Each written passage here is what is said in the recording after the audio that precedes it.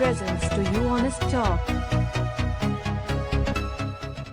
Hi folks, today we are again back with one more great personality. Madam Lovelda Vincenzi, international MC, moderator and host. Lovelda Vincenzi specializes in MCing and moderating business events for organizers who want to create memorable experiences. In around 18 months, Lovelda went from an unknown name to introducing and facilitating conversations with political figureheads, celebrities, senior business executives, and entrepreneurs. Names such as Margrethe Vestagar, European Commissioner for Competition, Monica Lewinsky, Kunal Nayyar, Big Bang Theory, and Paul Polman, former Unilever CEO. Born in the Caribbean, developed in Papua New Guinea, and refined in the UK, Lovelda's international upbringing means diversity has been in her blood since a young age. Having noticed the gender imbalance on large international stages, Lovelda initiated a mission to unleash authentic, powerful female voices unto the world. She started world-class female speakers teaching female speakers and business owners how to get found, booked, and paid as speakers, enabling women to be paid for sharing their expertise. Lovelda also hosts the Lovelda Show, Women of Power podcast, in which she showcases the breadth of female power. So, let's begin our talk with Madam Lovelda Vincenzi. So first of all, ma'am, I welcome you to in this session. Thank you so much, ma'am, for joining and agreeing to share your thoughts with us. We are extremely very happy to have you for today's talk. Couldn't be more excited to be here. Thank you so much, ma'am. It's our pleasure. So moving to the topic of today's session, which we have chosen is how to start your public speaking career. Ma'am, as you are in this field for many long time, ma'am, my first question to you is, what are the most important essentials for public speaking? So I think it depends on what you want to do in public speaking. It kind of goes without saying that you do need to be good at it. Look, you kind of have to have confidence of being in front of a group of people and communicating a message really clearly. So it's really important to develop a skill. But I think if you want to make a career out of it, you also need to have an understanding of the industry and who pays and what the payment mechanisms are. And so it's not really very different to starting any sort of other business. So if you were a coach or consultant or you were selling a product, you would have to create a website and tell people that you have a service available or a product available, and you'd have to, go out and sell it and say, look what I've got, do you want to buy it? And so it's not any different with starting a career in public speaking. If you want to get paid for this, you kind of have to identify, well, who's your talk for? Are you speaking to a corporate audience? Is it about conferences? Is it motivation? Who's it for? And then what type of organizers are actually going to pay for what it is that you do? And then you have to get out there and tell them you have something to offer, because they don't just kind of magically know and come knocking on your door and say, hey, we heard that you have this service. You're going to need to do some stuff, create some videos, put a website up, maybe even just cold prospecting, get on LinkedIn or get on Google, do some searches and start sending emails and asking people. So it's a very proactive process, and it's making a business out of it is really no different to making a business out of anything else. The principles are still exactly the same.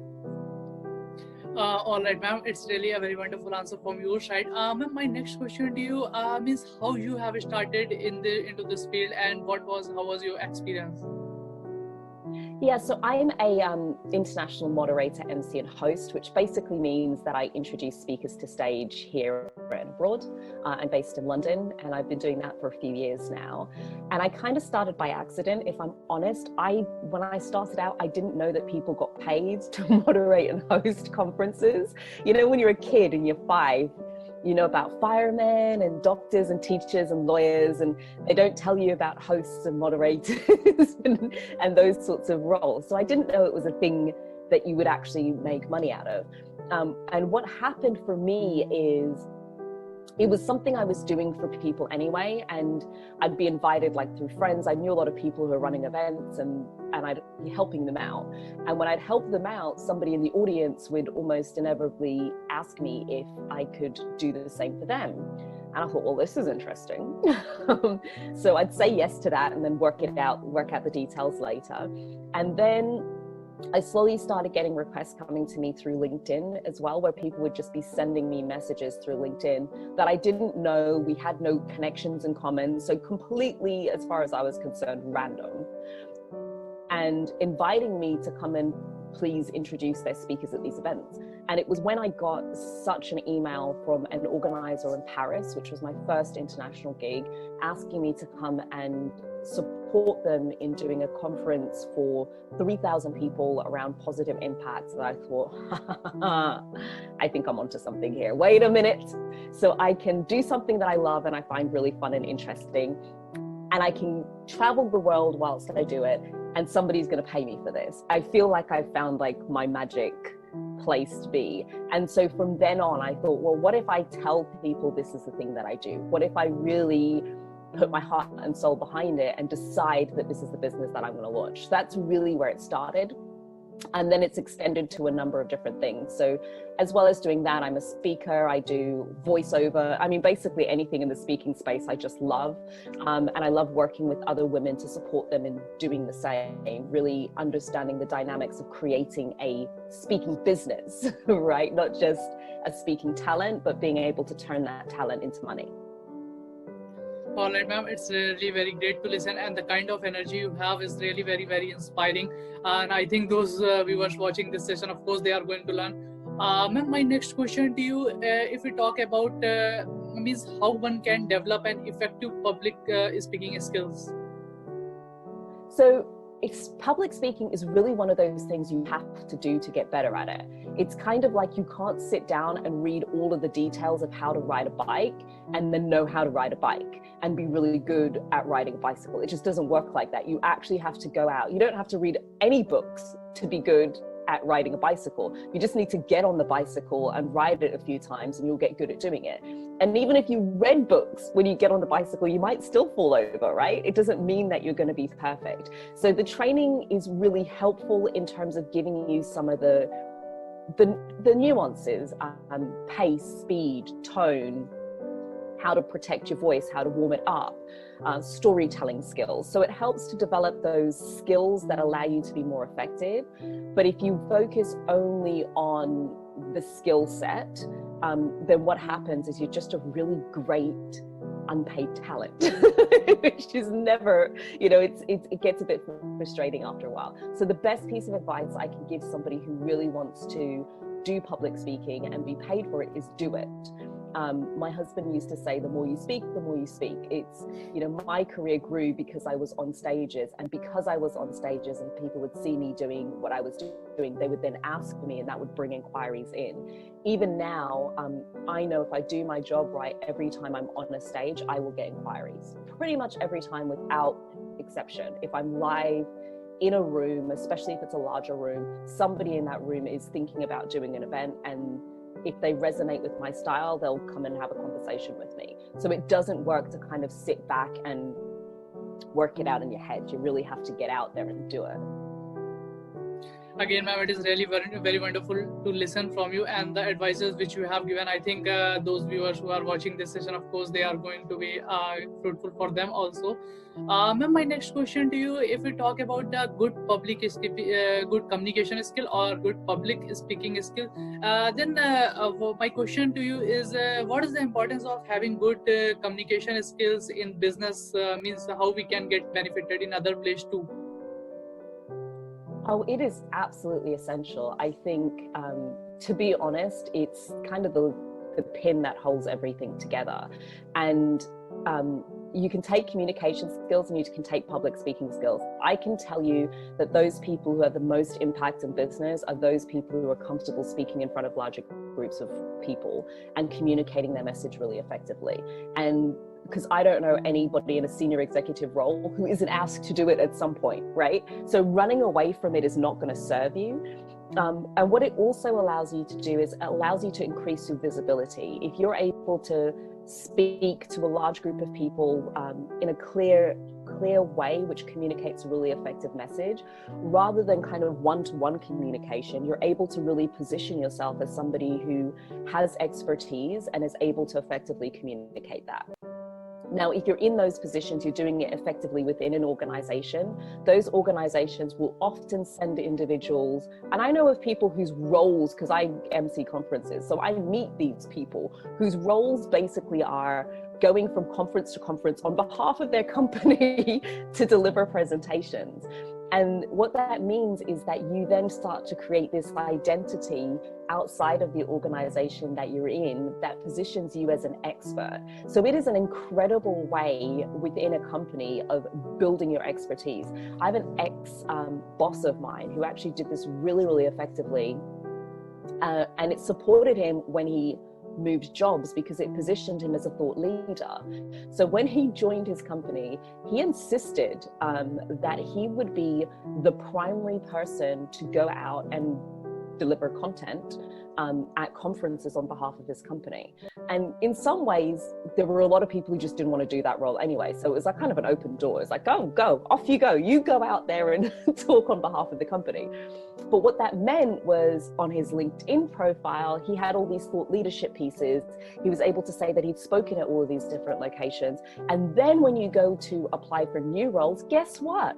You suddenly look like this incredible thought leader, expert in your field that they would be lucky to have. So it's a missed opportunity not to develop your communication skills, not to extend that into the arena of public speaking in a business context, because you can really accelerate your career at a rate much faster than if you just stay kind of small playing the standard corporate game.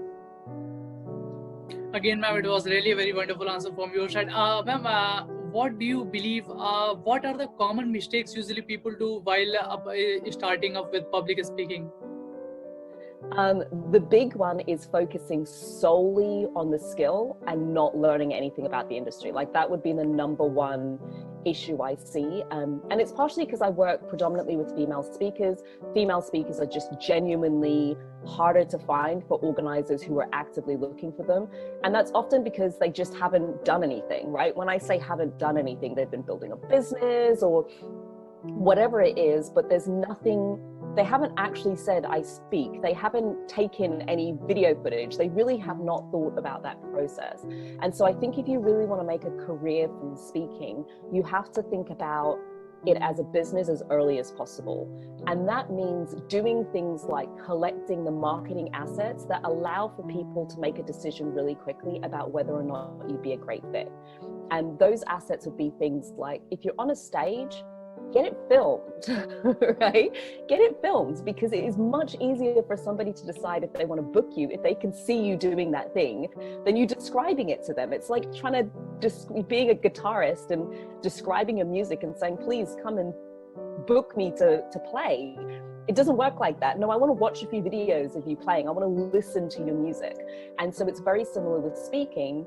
In order to accelerate your career, you need to get the video footage. You want to get things like testimonials. You know, ask for those reviews once you've worked with somebody. Do you mind just writing me a really quick review? You want to get photographs of you on stage. And if you can start to think about collecting that sort of marketing collateral early on in your career, it'll make it a lot easier for you. And don't worry if it's not great. You know, I have a ton of video footage sitting around that's frankly embarrassing because it was so bad. But what it meant was I just got in the habit of asking. And so as the bigger gigs came, I was ready. I wasn't in that like, oh, nervous state. So you're better off practicing the can I video at a small engagement in a school or in a hall or in a pub than to wait until you get that big moment and then be too terrified to ask because you don't want to ruin it, right? If you've got used to asking for these things and you've got used to it just being how you do business, I'm going to show up with somebody who's going to video me and I'm going to have photographs and we're going to do social media. It's just how I roll. And if anybody asks, I say, that's how you found me. You didn't find me because I didn't have these things. So it really helps me to be able to do that. And honestly, especially in the conference field, most organizers don't mind. Some of the corporate spaces might be a little bit more challenging, but if you don't ask, you'll never get. All right, ma'am. My next question to you, what are the qualities, if we talk about the qualities of good public speaker, then what are these qualities? Being professional would be right at the top of the list. So being the person who's willing to do the work, and the work is the showing up, the studying in your field, like really wanting to go deep to understand your field. Other great qualities is being prepared to run it as a business, like genuinely being prepared to market, not being afraid of putting yourself out there, which is ironic, right? Because you think this is a public speaker, surely they should have confidence. Listen, I can tell you there are people who are confident on a stage, but not so confident with selling themselves and not so confident with marketing. Just because you have confidence in one thing does not necessarily mean it extends to everything else. And so being courageous enough to put yourself out there beyond getting on the stage, but to really see the vastness of what the opportunity is out there for you. So being professional and running it as a business, like genuinely wanting to step into a business role in your speaking. All right, ma'am. Ma'am, my next question to you, if we talk about the career opportunities in public speaking, then what are the career opportunities available if anybody want to enter into this field? Oh my gosh, there's so many. So if you think of speaking like a skill, and if I compare speaking to acting, so in acting, there are so many different ways in which you can apply the skill of acting in the acting industry, right? So you've got movies, you've got theater, you've got sitcoms, you've got commercials, you've got people who will act in various different other guises, right? I mean, that's just a handful of them. So there's loads of opportunities. Speaking is very similar in that regard, right? You have corporate keynotes, you have hosting and moderating, you have conferences, you have webinars, you have filming to camera, you have doing corporate speaking engagements behind the scenes. So there's lots of different opportunities in order for you to make money in speaking. I think you've just got to understand, where is your expertise? What is it that you want to be known for? And which areas of speaking do you thoroughly enjoy? So for myself, I do voiceovers, I do auto cue work, like film to camera, I do live events, and that is probably the thing I love doing the most. To me, the live events are what I love doing the most, but I will just as quickly and easily jump on a webinar. I love interviews, anything interview related. I'm like, you know, whether I'm being interviewed or the other side and I'm the interviewer, I love doing those sorts of things live or online. So that's my niche. There are lots of other things that you can do as well within the speaking space. I think it's just about taking the time to think a little bit broader. Keynotes are one area within speaking, and even with keynotes, you have before dinner, after dinner, conferences. They're different, not all the same. So I think it's about remembering that public speaking is a skill, and the public speaking industry is vast and broad, with a multitude of opportunities and a multitude of different ways of monetizing them. It's really about thinking about where you want it to fit in for you. Is it to be your primary income stream? So this is predominantly where you want to bring money in from.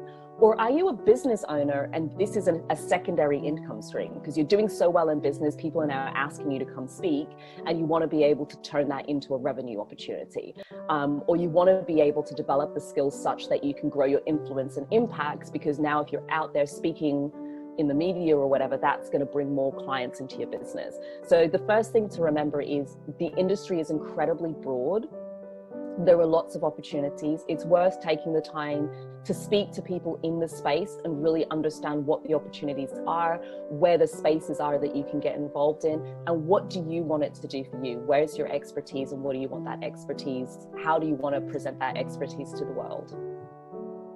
All right, ma'am. Ma'am, one question which I have from one of my subscribers. The question is, ma'am, some people begin with public speaking after they stop their completed their schooling and college, and some people think that let's work in different fields and gain some knowledge, then we can proceed, so we can share whatever knowledge experience we have to we can share. So ma'am, how do you look at which one is best? there isn't a better or worse. It's whichever one works best for you, right? I think it's dangerous for us to compare our journey to somebody else's. It kind of doesn't matter. There's a really great book, and I quote this all the time. It's called Feel the Fear and Do It Anyway. I can't remember the author off the top of my head. But one of the things that she says in the book is that we kind of look at life wanting to make the right decision. And there isn't such a thing really as a right decision. There's just one set of experiences or another set of experiences, right? If I choose route A, then I'm going to get different experiences and learnings. And if I choose route B, I'll get a different set of experiences and learnings. Is one right and one wrong? No, they're just different. And so it's not that there's a right route or a wrong route. You just make a decision and then make it the right decision. And what that means is choose something, anything, it doesn't matter. Sitting on the fence is really not going to serve you. Whichever route you choose it, and then stand behind that decision 100%. If you choose to go and work in a company and you're going to work there for a few years and build your expertise, then you go in there and you get really committed to learning everything that you can. You be a sponge and you absorb it. But don't go in there and then kind of sit back and go, oh yeah, I came for this, and forget what you came for, right? If you choose to start straight after school, then go for it. Surround yourself with people who are in the industry. Do the research, put yourself out there, get on the stages, join a Toastmasters, find a mentor, go for it 100% and make it work, right? There isn't a right or wrong. And if I was to say there was a wrong, it's not doing anything. It's being indecisive. It's sitting and waiting. It's trying to figure out. It doesn't matter. What matters is, regardless, the person who makes a decision always moves faster than the person who's sitting weighing up the options. That in itself is a decision. It's a decision to sit and let time pass you by, right? Versus a decision to say, I'm going down this route and I'm going to take whatever experience comes with it. The good, the bad, the evil. And trust me, there is no such thing as a bad experience, because those negative experiences are often the things that shape us the most and best position us for results. Again, ma'am, it was really very great answer. I think, and we need to understand that there is nothing bad, nothing good. But the thing is that we keep learning, we keep gaining experience. Ma'am, it's our kind of privilege to hear from you. I don't want to take you much time. So moving to my last question of this session, or rather say it is basically, I will seek you tell our viewers, give an advice regarding if they want to start into this field of public speaking. Yes, so my biggest thing is get started. And well, there's two things really. Firstly, get started. And secondly, as quickly as possible, think of it as a business. What I can do, if it's okay, is can I give your listeners a gift if they're open to that? I'm just going to assume you said yes. So what I'm going to do is offer you all a gift. I'll send the link over, or you can email me and I'll give it to you. I'll tell you what the link is actually, and you can just go and get it. It's a blueprint I've got called the Speaker Marketing Blueprint. And it's essentially the steps I used when I was building my speaking business that let me build my speaking business effectively in about an 18-month period. So I've introduced Monica Lewinsky to stage. I've interviewed and introduced the CEO of Unilever and multiple other kind of household names. And this is how I did it. It's what I did before the event, during the event, after the event, to collect the marketing collateral so my career grew really quickly. And it's your gift. It's called the Speaker Marketing Blueprint. You can go and download it at worldclassfemalespeakers.com/speaker marketing blueprint. That's it. It's yours to have, totally free. Again, ma'am, it was really very wonderful answer, and also it was a very wonderful session with you and healthy discussion with you over the topic. Thank you so much, ma'am, for joining and giving your time. We look forward to conduct more session with you. Thank you so much, ma'am, for joining. You're more than welcome. This was a blast. Thank you so much, ma'am. Thanks for watching. Please like, share and subscribe.